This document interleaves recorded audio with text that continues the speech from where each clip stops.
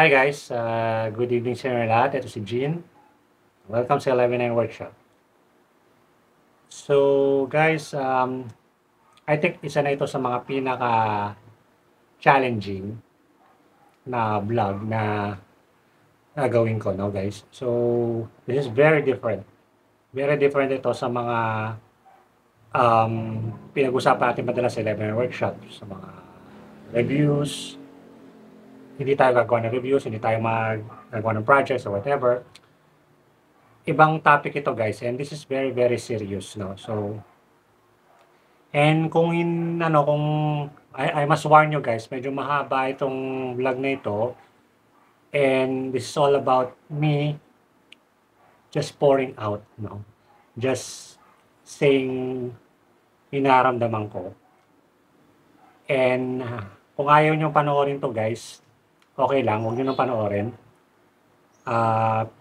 Pero kung interesado kayo na malaman yung mga nangyayari, and kung sa tingin niyo makakatulong sa inyo ang video na ito, be my guest, panoorin niyo na lang.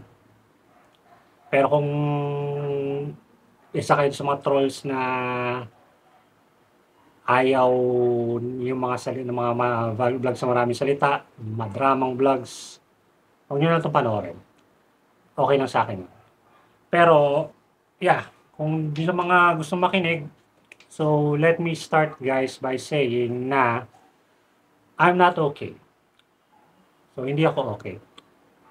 And let me tell you something na nangyari nung nakaraan.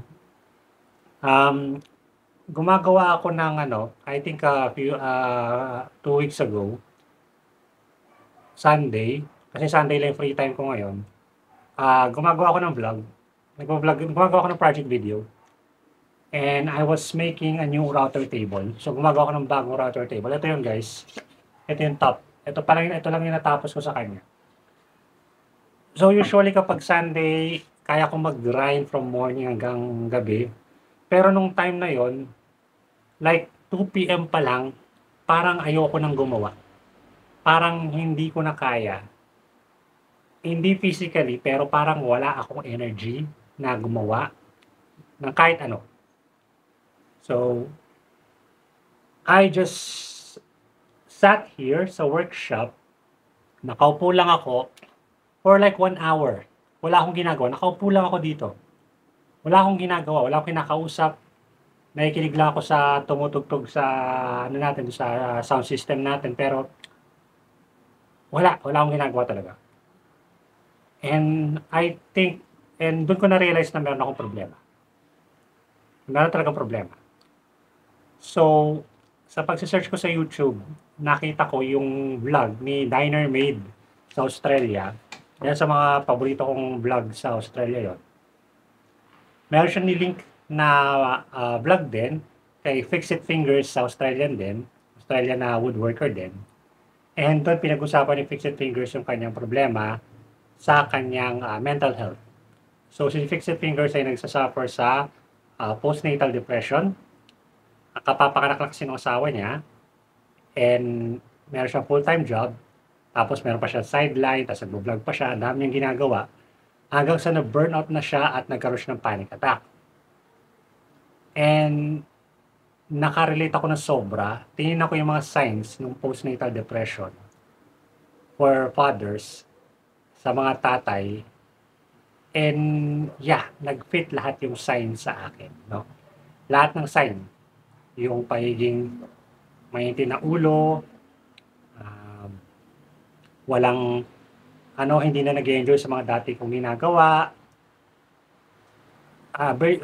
Basically talagang parang hanggang sa point na naisip ko na nagiging suicidal na ako.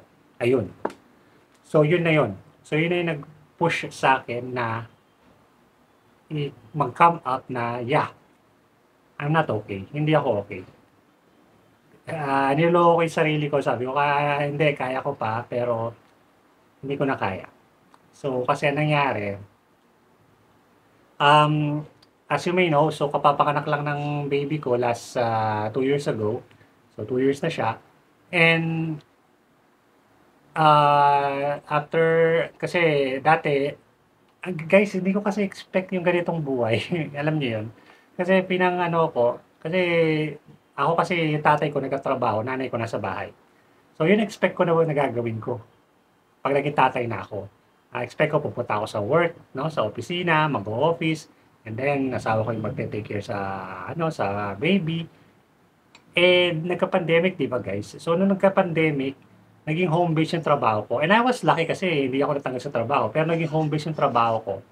And dahil sa home base ng trabaho ko, nadagdagan yung aking task. So bukod sa pagtatrabaho, nag-aalaga na rin ako ng bata. Kasi kailangan ko tulungan yung misis ko. Misis ko kasi kailangan na rin magtrabaho. Kailangan na rin niya magtrabaho ng bookkeeping. So nagte-training siya. And so, kailangan niyang ano, siya yung nagpapakain sa baby, kay Gear, pero ako yung mostly nag-aalaga. And nung una kinakaya ko pa kasi nandito pa yung dalawa naming pinsan, ay dalawa niyang pinsan, ang misis ko, na tumutulong sa amin. Pero ngayon kasi yung mga pinsan niyang yun is nagkaroon na ng, 'pag malapit na silang gumraduate sa school. So, hindi na sila makakatulong sa amin. So, kami na lang dalawa ng misis ko yung naiwan dito to take care of the child at magtrabaho ng full-time. And I was so stressful guys. Sobrang stressful yung gano'ng ngayon ko lang na-experience na gano'n pala kahirap. Kaya saludo na ako dun sa mga tatay na saludo ako sa mga tatay na ano, na nanay din na full-time na house husband 'no. Ako hindi ako full-time house husband kasi tumutulong naman yung misis ko, pero full-time din ako nagtatrabaho, tapos nag-aalaga pa ako ng ano. So, nawalan na ako ng time sa workshop.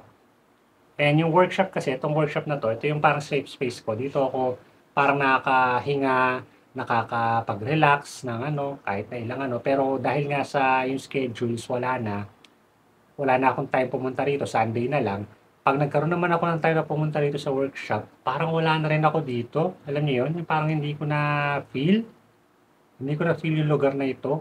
Hindi na siya safe space for me. Yun ang ibig ko sabihin. So, ayun, I think yun talaga sa ano ko, meron akong depression. And yun na, suicidal na rin ako. Aminin ko yun, talagang nakakaisip ako ng mga ganong bagay, no?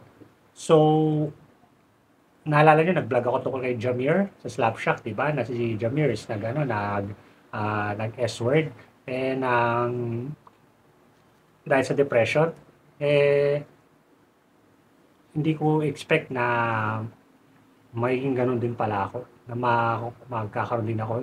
I don't think na kasing bigat nung problema yung problema ko is kasing bigat ng problema ni Jamir, pero naka-relate na ako sa kanya. And yeah, maraming ano, ang daming ano, sobra-sobra pasalamat ko kay Fix It Fingers sa Australia kasi nga do'n ko na-realize na talagang merong problema na kailangan i-address. Eto na, so kailangan i-address 'tong problema na 'to.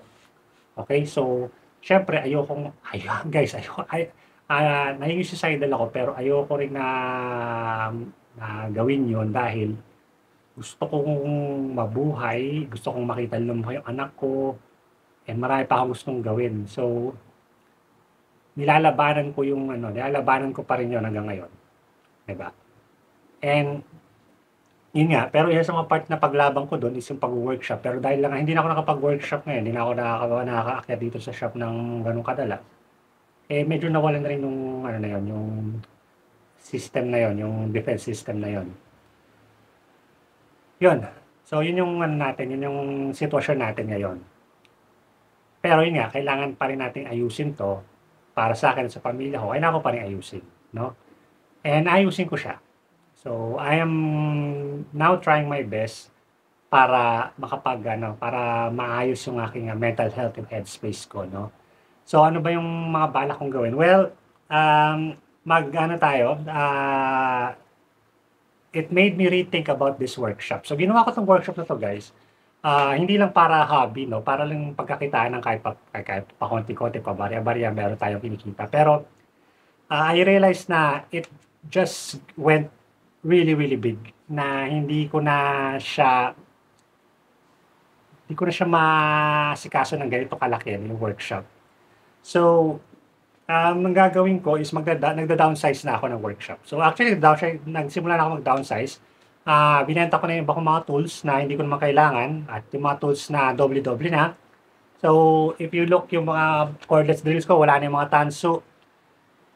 Binenta na natin yon kasi we don't need that. Hindi ko naman talaga kailangan yun. I have my DeWalt naman dito, which is way better than yung tanso na yun. And yung iba rin mga tools na galing sa mga sponsors na tinatago ko in hopes na I can use it one day, pero never ko siya nagamit.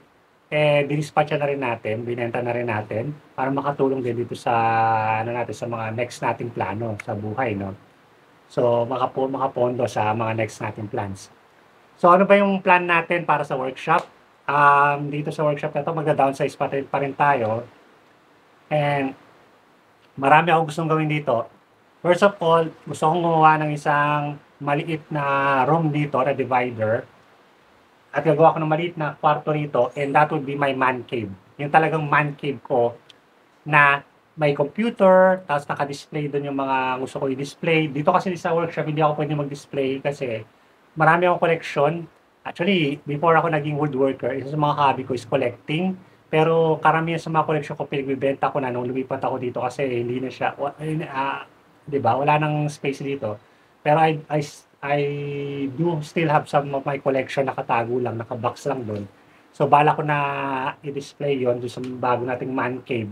Tapos, lagyan natin ng computer doon. So, para pwede akong maglaro, pwede akong magsulat ng mga ano. Kasi isa sa mga hobbies ko magsulat, pwede akong mag-podcast, pwede akong mag-vlog din doon, di ba? So, maraming pwedeng gawin sa isang enclosed na man cave na hindi siya maapektuhan ng sawdust dito sa workshop. No? So, yun ang balak natin gawin dito maliit. And gusto ko rin mag-try ng ibang ng ibang mga hobbies, ibang topics for vlogs, no? Nung last week nag-ikot-ikot ako dito sa Caloocan and marami akong nakitang mga pwedeng pag-hobbies na pagkainan ganyan or vlog, no, food vlogs ganyan. Pwede ako mag-cycling vlog, no, mag-bicycle. I think kailangan kong mag-acquire ng folding bike, no. So yan ang inaano ko ngayon, nag-ano ko na sana makabili ako ng folding bike para kung mayroong gusto mag-donate, no.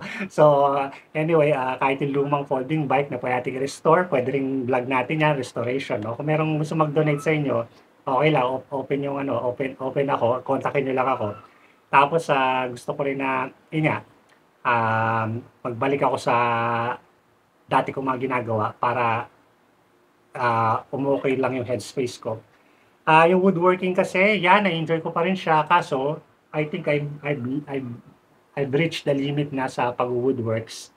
I think hanggang dito na lang muna. No? So, hanggang dito na lang muna. Focus muna ako sa ibang mga bagay. And hopefully, maayos ko yung situation ko muna ngayon bago yun, no, guys. Pero, tuloy pa rin natin yung pagbablog sa mga ganito at mga tool reviews, ganyan. Kasi gusto ko pa rin nag-vlog ng tool reviews. Gusto ko pa rin pag-usap sa inyo. Gusto ko pa rin na ako ng mga tools, no? So, open pa rin tayo sa mga sponsorships at meron pa rin tayong mga sponsors na kailangan natin i-review. So, tuloy pa rin yan, guys.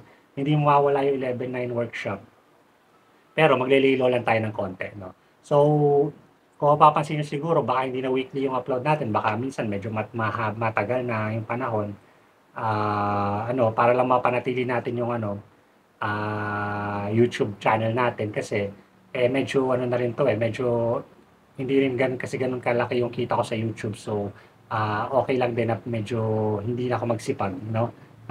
Dahan-dahan lang, relax lang, chill lang, pahinga lang muna sa ngayon habang kiniklear ko pa yung utak ko, no, guys. Ayun. So, ito naman yung importante, guys. Ito, lalapit lang ako sa inyo kasi gusto kong pag-usapan to. This is very important, guys. I'm not okay, but it's okay not to be okay. Okay, so, hindi okay yung utak ko, hindi okay yung mental health ko, pero okay lang yon.